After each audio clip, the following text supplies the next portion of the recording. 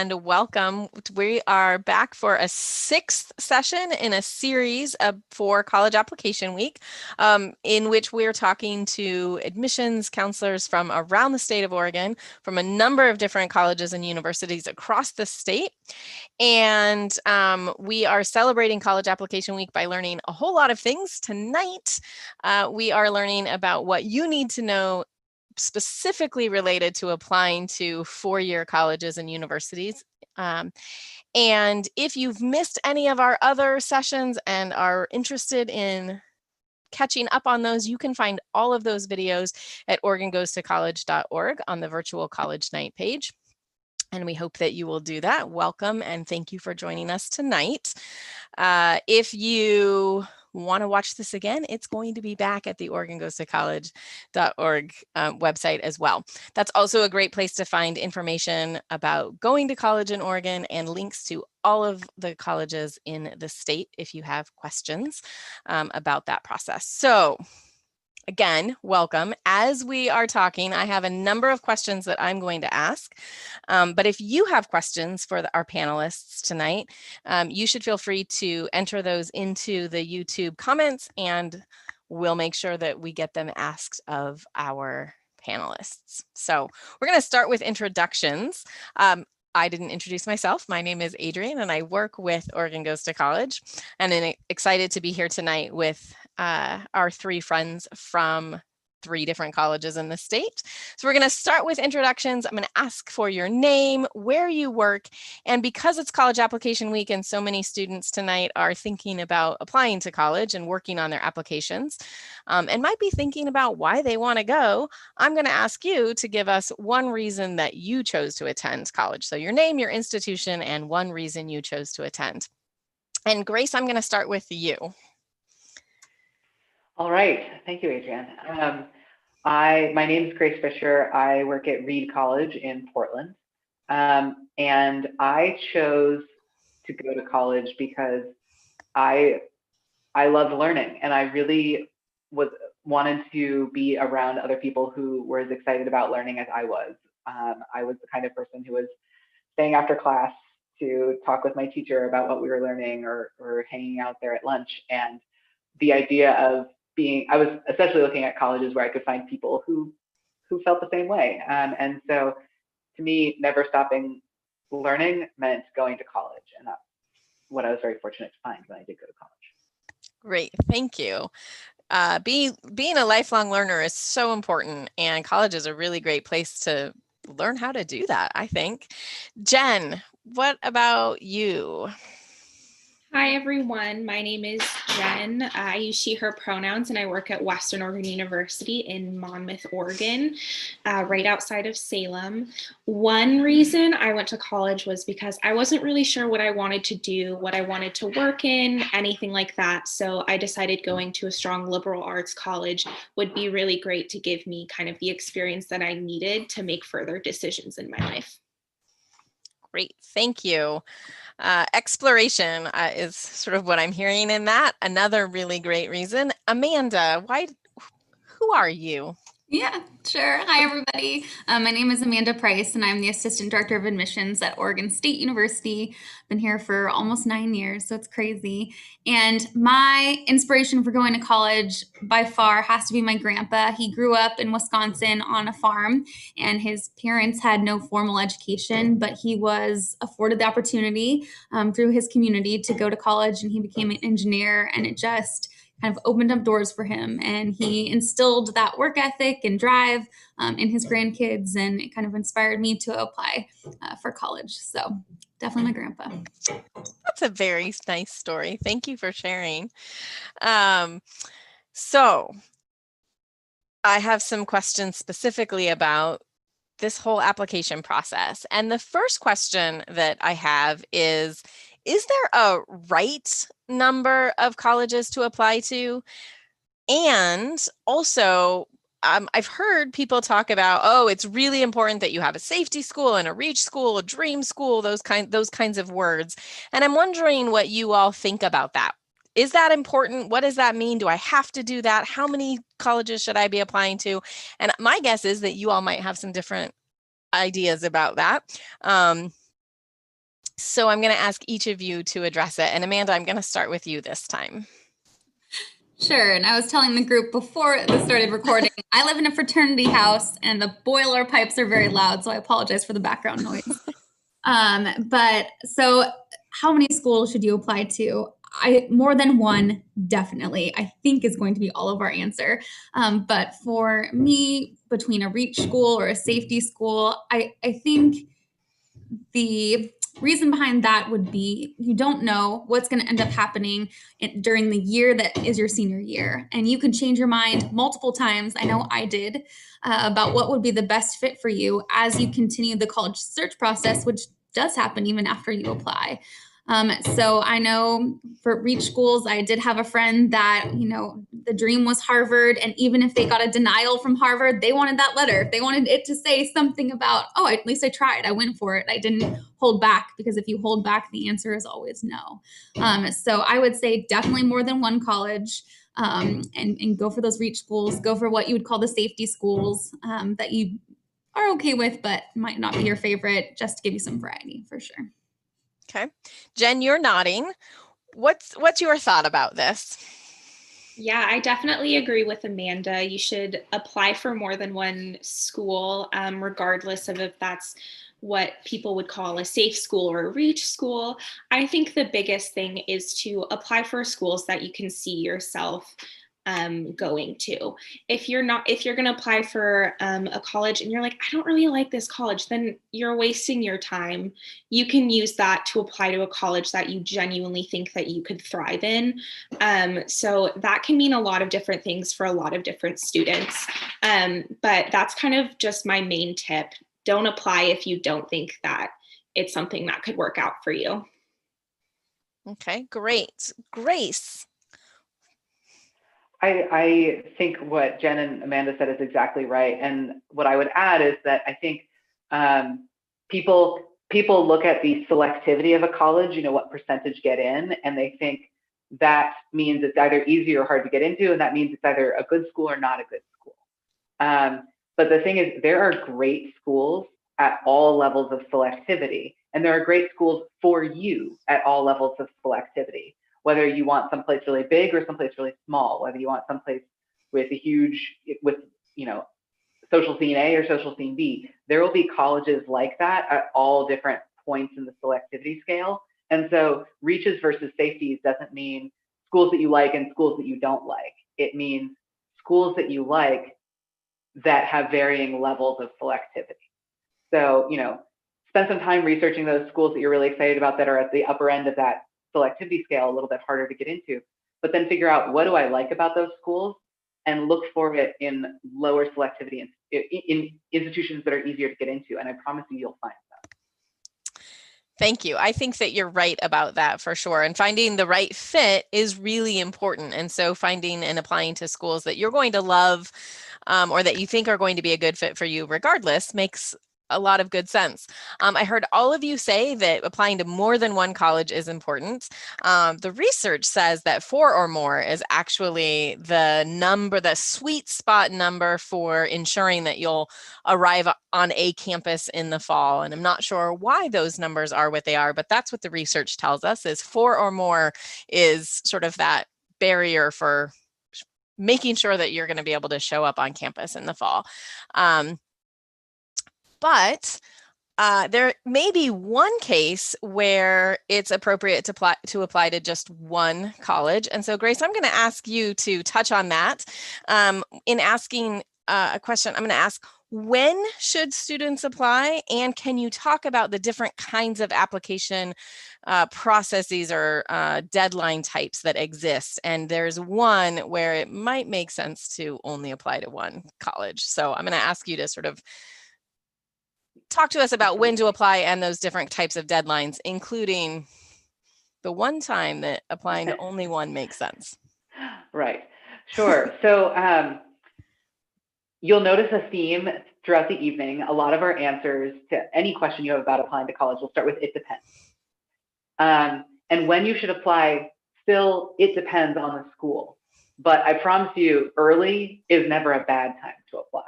So now is a great time to get started if you haven't already. There are let's say, 4 main types of applications, and each school that you're looking at might have any combination of these types. So the 4 most common ones we'll hear about are early action, early decision, regular decision, and rolling admission. So just want to define our terms really quickly. Early action and early decision, most schools that have those deadlines have them right now, either November 1st or November 15th. And the difference between the two is early action just means get your materials in early, you hear back early. So the reward of getting it done quickly is that you get your decision faster, which means you have more time to think about it. Early decision, so action versus decision. Action, I think the way I remember it is like, I'm acting early. I'm getting stuff done early. Early decision means I'm deciding early. And that is where you apply to a school and you say, I love you so much that if you admit me, I promise to go. So, and if you admit me, that also means I won't apply anywhere else. Now, here's a secret. You can apply to multiple schools at the same time. It's just that if your early decision school admits you, then you can't go to any of the other ones.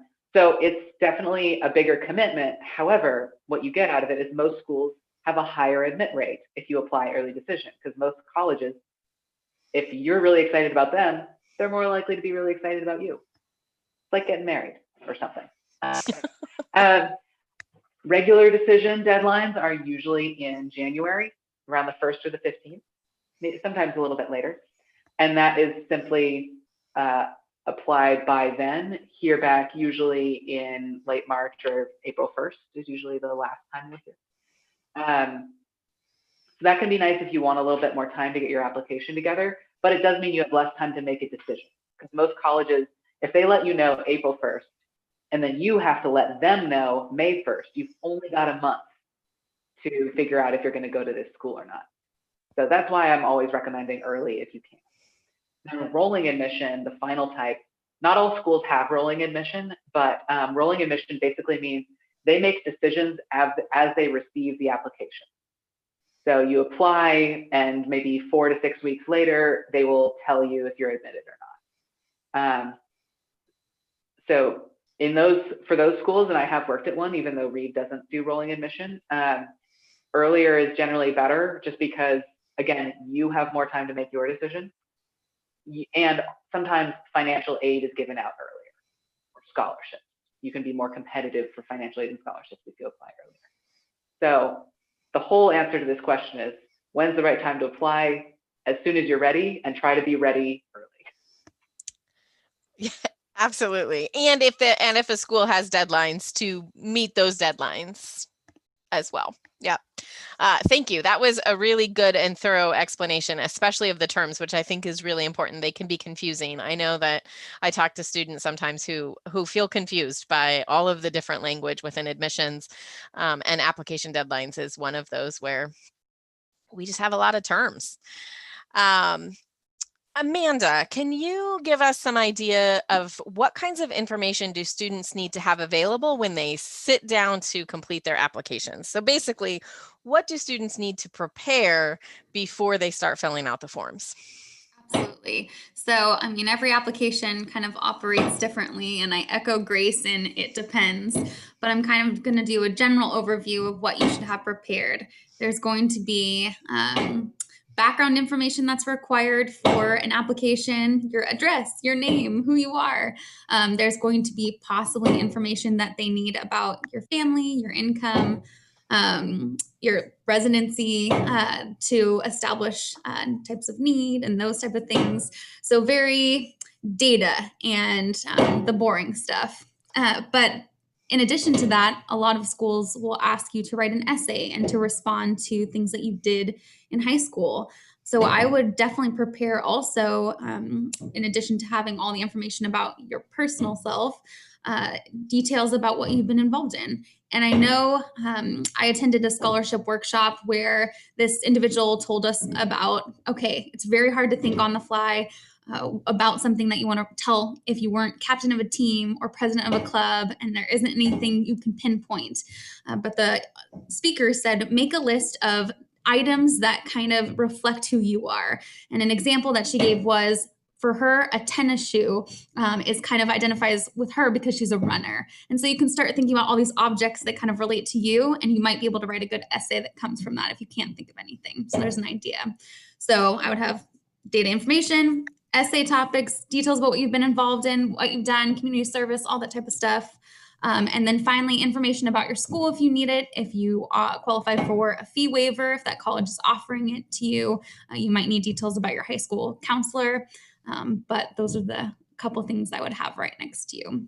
Test scores, if you're going to apply to a school that is requiring test scores, those kind of things too. Great, thank you. So basically, there's a lot of preparation that comes before sitting down, but the more prepared you are, the faster that process goes, presumably. Yes, no, definitely.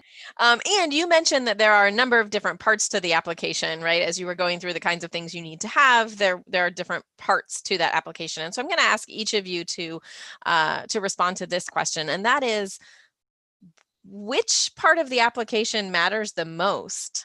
Jen, do you want to share your perspective?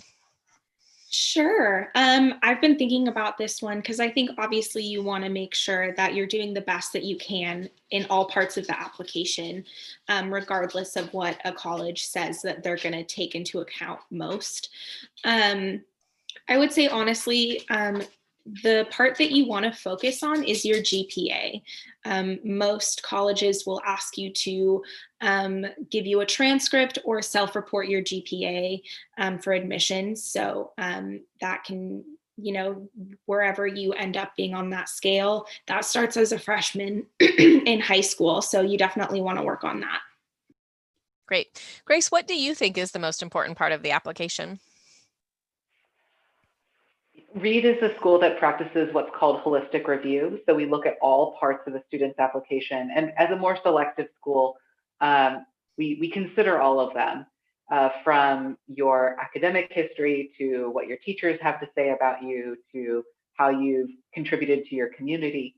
But for us, it all ends up back at the transcript. And that's the reason for that, is that we want to be sure that a student is ready for the academics that we have at Reed. And so, even if the other parts of a student's application are really, really great, if I'm not confident that a student is ready for our academics, then it's going to be harder for me to argue that we should admit this particular student. So academic preparedness, and that's something that's not just the grades you get, but also the classes you take, are the most important. But in building a community, we're also looking, okay, we've got plenty of applicants who are prepared.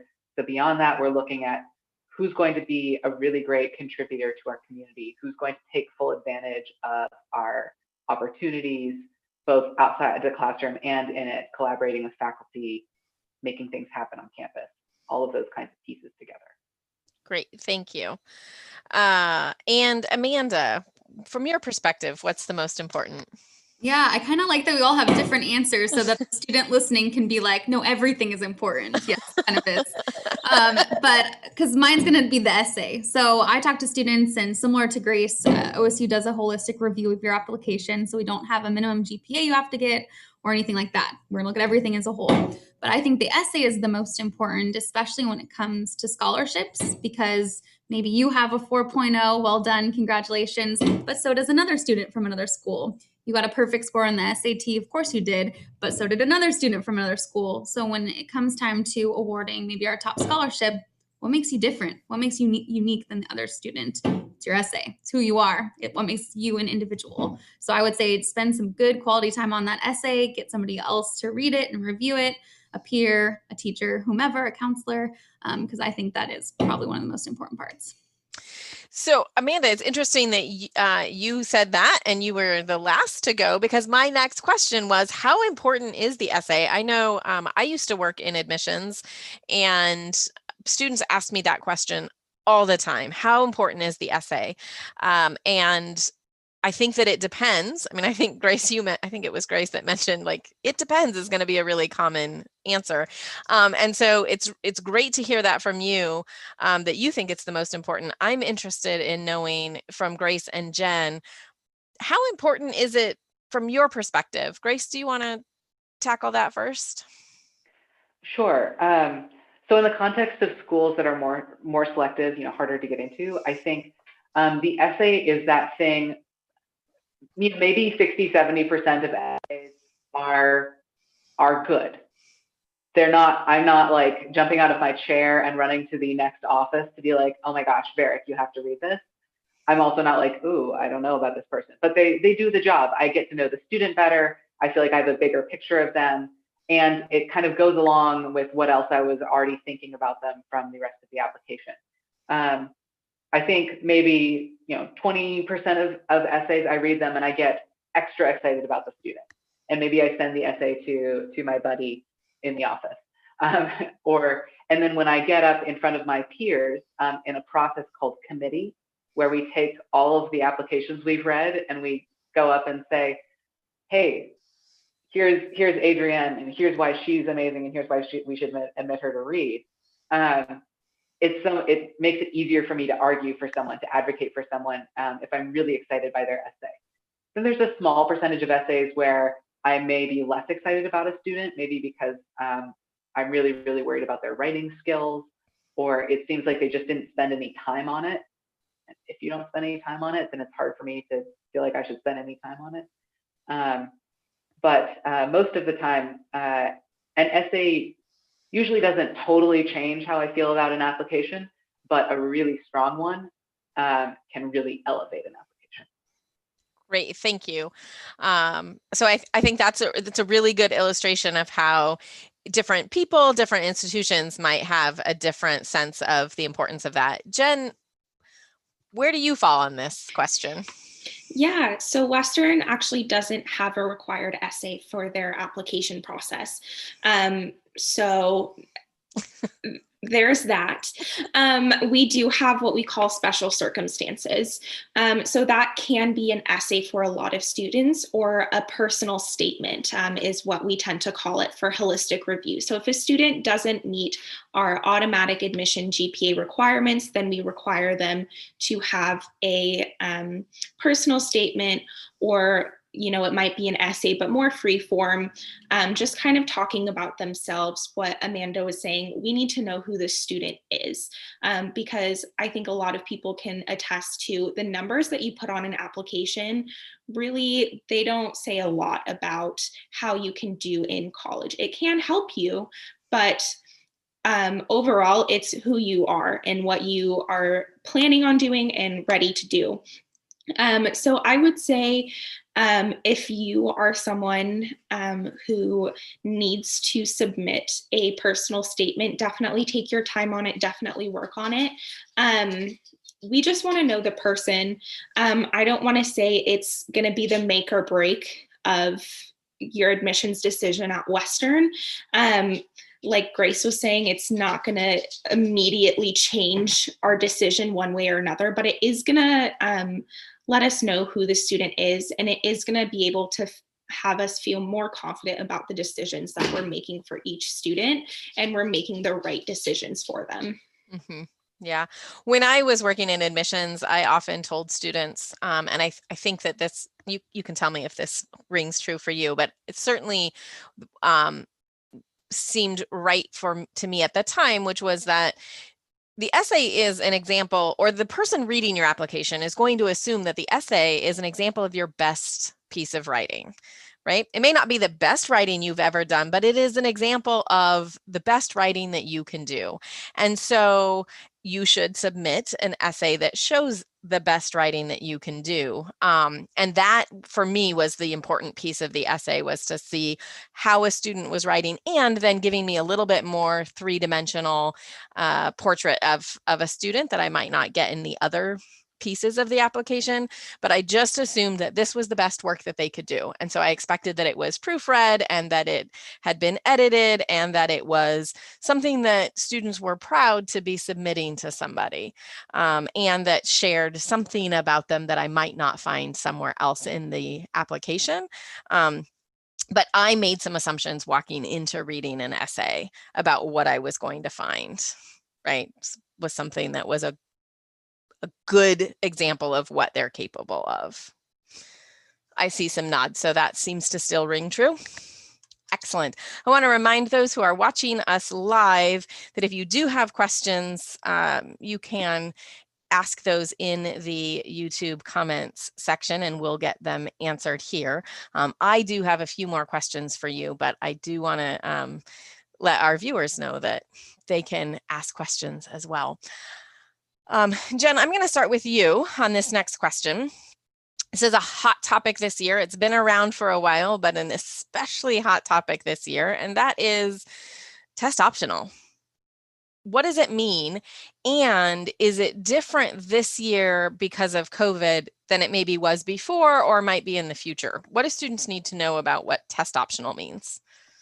Yeah, so what students need to know about test optional admissions or schools is that they should probably do some more research on what that means for each college, which is a really sucky answer, but it's the truth. At Western, we have been test optional for quite a few years. What that has meant for us in the past is that we do require test scores to get certain merit-based scholarships, certain financial aid packages.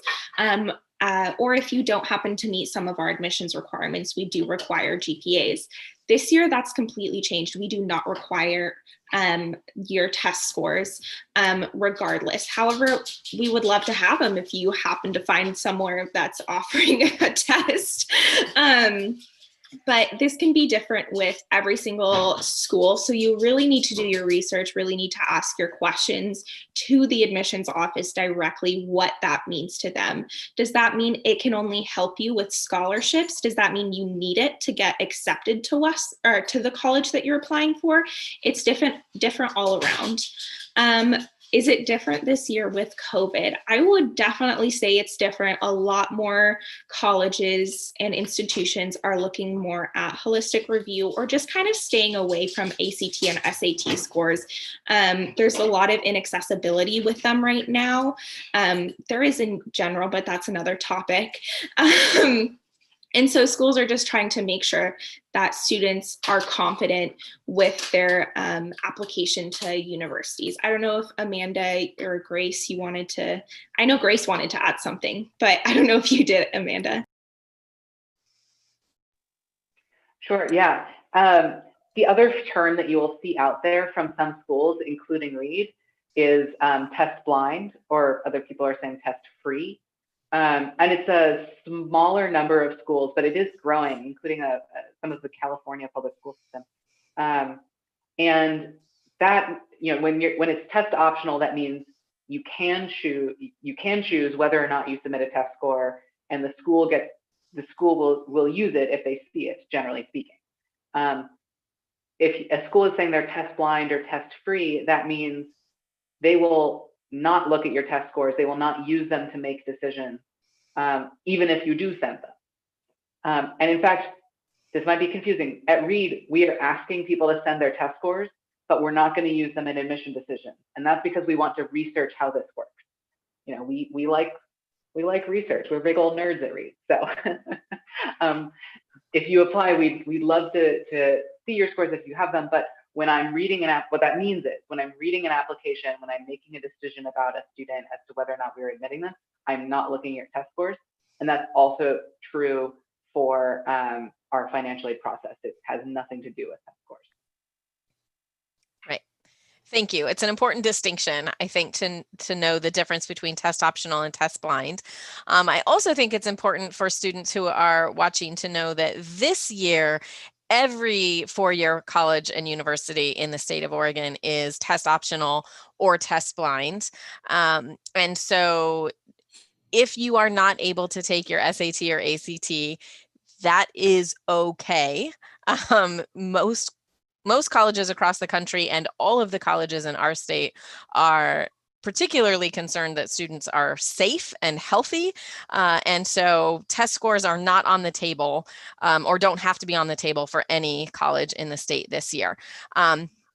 And that actually for our public universities was a decision that was in the process of being made prior to COVID, and that will go forward into the future, even after things get back to normal, whatever that means. And so test optional is something that is here to stay in our state in a number of our institutions and has been around for a long time in a number of institutions. And so it's important for folks to know that, I think. Thank you. Amanda, when should I apply for financial aid? Great question. So FAFSA, or the free application for federal student aid, opened October 1st. So you should already have it done. No, I'm just kidding. But early. I mean, I'm going to echo kind of what we said earlier about applying for admission, is that financial aid, there are specific deadlines and they can be different for every college that you're applying to. But generally speaking, the earlier that you turn in your financial aid, the better chance you're going to know what type of funding you're going to get to support your education at whatever school you choose. So for Oregon State, for instance, our deadline is going to sort of align with our priority deadline in February. And then for the state, if you're interested in applying to OSAC, March 1st is another great date to remember. But honestly, I would just say as soon as you possibly can. Do it before those dates. Do it before the new year. Get it in. And even if you don't think you're going to get anything from financial aid from FAFSA, there are colleges that have scholarships that depend on you filling that out. So even if you don't think you're going to get any type of federal funding, you still want to do it just in case the college that you're going to provide scholarships for students. Right. And just a quick reminder that the ORSA, which is the Oregon Student Aid application, also opened on October 1st. So if you are a student who isn't eligible to apply for the FAFSA, but are eligible to complete the ORSA, that also opened October 1st. And the deadlines and the advice to do that as soon as possible holds true as well. Grace, do you have some additional thoughts that you wanted to share about financial aid? Sure, just briefly. A lot of private schools ask you to, like, including Reed, ask students to apply for financial aid at the same time as they're applying for admission. And that's so that when we admit you, we can then give you your financial aid package at the same time. You know, it'd be a bummer to get an offer of admission in December or January, but not know your financial aid package until March, right? So whatever, you know, make sure that you keep track of the deadlines for all the schools that you're applying to. Love a good spreadsheet for this. And also watch out, some schools will have an extra document. Again, especially private schools, a lot of us use a document called the CSS profile. So you have to do the FAFSA, which is actually not that long, 15, 20 minutes, you know, you can go through it pretty quicker than you think. But then we also say you have to do the CSS profile, and that can take a lot longer. So set aside some extra time to do that if you're looking at especially private schools. Yeah, thank you. It's a good reminder that there are sometimes additional requirements at some schools. And so it's important to know, to do the research to figure out what each school is that you're applying to is going to require of you. Jen, I have a question for you. One of the things that we know students ask us sometimes or tell us sometimes is that terminology, titles, names, like this, it can be confusing, right? Like, what's an assistant dean? What's an admission counselor? What's a director? Like, I just don't know what all of those mean or who the people are and who should I be talking to. How do I know if I'm applying to an institution who it is that I should talk to when I have questions? Yeah, for sure. I don't know if my answer is just going to be totally off the wall here, but I'm going to go for it anyway. I say find an admissions email, find someone, either just this is Western Oregon University admissions, click the email, or find someone with admissions in their title and click the email. And this is why I say that. My job as an admissions counselor is to know about my college at Western and to give you the information and see if it's the right fit for you. That also means I know a lot of people at Western. I know exactly who to go to. I know exactly who to refer you to. I even know probably at least half of the answer, even if it's a super specific question, just because my job is simply knowing about Western. I would say also talking kind of to my 17, 18-year-old self as well. Don't be scared to email someone or call someone. Our job is literally to help you and answer these questions. And that is what we love to do. So it can definitely be intimidating to reach out and ask those questions. But once you kind of start and kind of break the ice, I think a lot of students will find that it's much easier to talk to us than you might have originally guessed, and it's much easier to find the answers or get referrals than originally guessed. Great. And Jen, the first part of your advice I think is really good, and I have a follow-up to that. So if I were to email you and you are not the right person to answer my question, and so you say, or you either pass me on to somebody else or you let me know who that person is, should I feel, this is maybe, should I feel bad about that? Or like, did I do something wrong? Absolutely not. On the other side of my job, knowing everything about my college, the student's job is to know that that is my job, and to know that if they are absolutely clueless, they can email admissions. We are kind of the first point of contact for students. Well, that we are literally the first point of contact for all students. So getting a referral, saying, hey, I'm going to CC this person on this email just to get in contact with them, making sure that you get the right answer. That isn't me saying, sorry, you did it wrong. That's me saying, let me make sure you get the best information that you possibly can, because that is what I want you to get. I don't want you to get an information that is iffy. I want you to get it from the source. Great, thank you. I think that's really important information to have, right? People in admissions really do want to help, and so are making sure to get you to the best possible person to answer a question. Amanda? Can I add something really quickly? Yeah.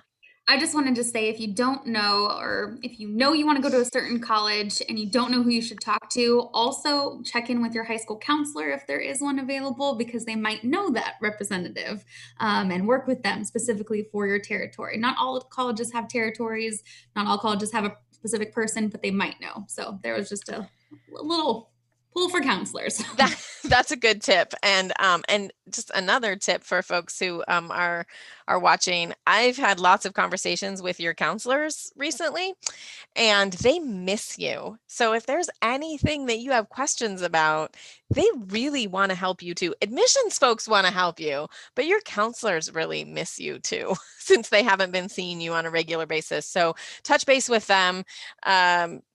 Check in, let them know what you're thinking, ask your questions. They really miss you, and they want to hear from you this year especially. Grace, I've gone through the whole process. I've submitted my application. I think I've done everything I need to do because I clicked submit. Am I 100% done, or are there things I still have yet to go? Sadly, I would say, no, you're not ready to close your computer and log off forever. Not that any of us can do that these days. No, so there are a couple of things that you want to keep going once you've submitted your application, whether it's a school-specific application, the common application, or the coalition application. First of all, you want to keep the rest of your life going. You want to keep keep on track in your classes. Especially because schools do receive your final high school transcript, and some schools, if they see that suddenly you drop all of your classes or get Fs in them, will say, sorry, we're going to take away your admission. So you don't want that to happen. It's rare, little blips here and there usually aren't going to do it, but don't totally slack off just once you press that submit button. Second, you want to make sure that we get all of the required pieces of the application beyond the application itself. You know, the funny thing is that the common application usually isn't enough. It has your activities list, it has your essay, it has information about your family, but most colleges will also require a bunch of other stuff. Transcripts, letters of recommendation, what's called a school report, things like that. And so you'll want to make sure that all of those things are sent to the college and that the college receives them. So getting them sent means talking to your counselor, it means talking to your teachers, making sure that they're sending the things that you need them to send, making sure that they're received. Most colleges these days will have some sort of online portal that they'll send you information about that you can log into, and you can see if they've received all of the things on the checklist. And the final thing I will add that is related is, what should you be doing once you submit your application? Check your email. We have done surveys of students. We know high schoolers are not really, many of them are not really into email these days, but hey, would you rather have us texting you? Because that feels a little, I don't know, a little personal. So just, you know, especially if you set up that extra email that's just for colleges and you don't really want to log in and check it, just make that a task that you do every couple days, because that is the only way that we have to communicate with you most of the time. Again, unless you want us calling you, which you definitely don't want. So keep tabs on your email. Look out for, because we will send you emails that are saying, hey, you're missing this stuff. Or hey, we saw that you wanted to major in biology and we've got a really cool event with a biology professor that you might want to check out. So it's a little bit of extra work, but you know, keep your grades up, make sure your materials get sent and received, and check your email. That's what you can do while you're waiting to hear your decision. Great.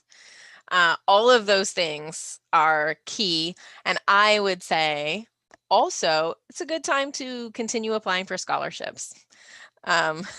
So make sure that you're continuing to do that too. You've got work to do around your college and scholarship applications through the end of the year. This is sort of the big time, but there are things that you will continue to do throughout the rest of the year. So keep that in mind. I have one last question for you, and it is not related to the application process, but is a question that I'm asking, that I've asked in each of these sessions, just to get folks' best advice around a question that keeps coming up from students. Understandably, given the situation that we're in right now with COVID, and not really knowing what's going to happen. Right? We don't know what's going to happen in the spring. We don't know what the fall will look like. And so I've talked to some students who say, I don't know. I don't even know, like if I can't be on campus, I don't know if I want to go, or I just don't know if this is the right time for me. Should I even apply? If I don't know what's going to happen, should I even apply? And so I've been asking all of our friends at the colleges this question, just to get the best advice that exists currently out in the state of Oregon. Amanda, can you start? Should I apply? What should I do if I have no idea what's going to happen in the fall, as none of us do? Yeah, I think it's a pretty hard question to answer and a very personal one, as this year has kind of thrown us all for a loop. I think it takes a lot of reflection on how academically ready are you to start, and if your entire experience is virtual, what does that look like for you? You've had prep probably the senior year doing your high school virtual. I think COVID has made some unique situations possible for me when I was looking at colleges and being 17. A lot of my decisions were based on social experiences and the type of community I wanted to build. And that's really hard to do virtually. So I've seen some amazing opportunities for students if you do decide to apply and you're meeting people from that school, or maybe you're going to the same school with other friends. They decide to go work virtually somewhere unique as a group, as a community. And so you can make COVID work for you, honestly. If you have friends from high school that you're like, let's go to Colorado and just be in the mountains and work, if we're all going to work virtually, we might as well just do it together. And I can start my college career. I can be on track to be done when I want to, because knock on wood, but my thought is COVID isn't going to last forever and everyone is in the same boat. So you're not missing out on anything currently because everyone's exactly where you are. So that would be my first thing. Second, and that if it comes to that and you're just not ready and you're thinking you want the real experience, take a gap year. Do it. Gap year can mean different things for different institutions. So if you do know what school you eventually want to go to, please check with them, because some of them have unique requirements if you decide to do that. But it very, very possible to take a year off and really consider your choices. Jen, what are your thoughts? Yeah, I would say students should still be applying to some schools, especially if their application process is fairly easy to them. Obviously, that means a lot of different things to a lot of different students. The small little benefit in the world of 2020 is that admissions counselors and everyone are, I would say, more accessible than ever. We're doing these live streams at 7:15 p.m. with our pajama pants on. We're setting up. Sorry, I ruined the secret. We are setting up more meetings than ever because traveling isn't as much of an issue. We can, talk to a student in Idaho and then a student in Hawaii in 5 minutes. So ask questions because that's genuinely what we're here for, and we have the time to do that. Also, I would say if you are looking at different colleges and they have opportunities to speak with current students, take that opportunity. The current students at those colleges are going to give you the best information about the support that college is providing, the decisions that they're able to make. Give them perspective. As a staff member at a university, I can't tell you what it's like to be taking classes in COVID right now, but a student can. And that's really, really, really beneficial, especially for students who aren't sure. They can find a student at a university they're interested in, and they can ask them questions. I was going to say something else. Oh, yes. Also, look at what colleges are doing right now. Are they providing the services that you need and or want in COVID? Are they providing virtual community options? Are they doing Zoom bingo, things like that? Is that something that you still need? And is the college that you're looking at that providing that for the students? If not, maybe it's good to take a gap year. Maybe it's good to kind of reevaluate what you want to get out of your college experience. But like I said, and I'm sure everyone else is going to be saying, this decision has always been deeply personal. And I think it just got much more personal this year. So it depends. It depends. Everything always depends. Grace, do you want to close us out on that? Yeah. So I have 3 pieces of advice. They're all a bit different from one another, but the first is, and this is echoes somewhat what Jen and Amanda were saying. You can judge colleges. You can make decisions about colleges based on what they're doing right now, and you can make a good decision.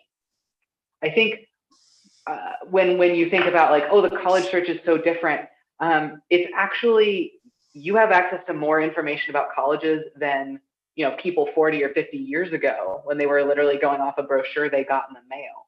You actually have access to a huge amount of information. You're getting it differently. You're not getting it by walking on a campus, but it's out there. And all of us are, busting our butts to try to help you find ways to understand what it's like to be here, what it's like to be in a classroom, what it's like to hang out on campus if we're on campus, or how people are creating digital community for more virtual schools. And colleges that are doing a good job of getting that information out there are also probably colleges that are going to do a good job of taking care of you, of creating a good experience for you. I think one of the really interesting things about crisis is that it reveals character. it reveals what kind of institutions these places are, how they handle tough times. And I think when you can see an institution and be like, yeah, what their decision making makes sense. It seems like they're taking good care of their students. Their students seem to, you know, not like everyone loves what's going on, but their students are doing pretty well.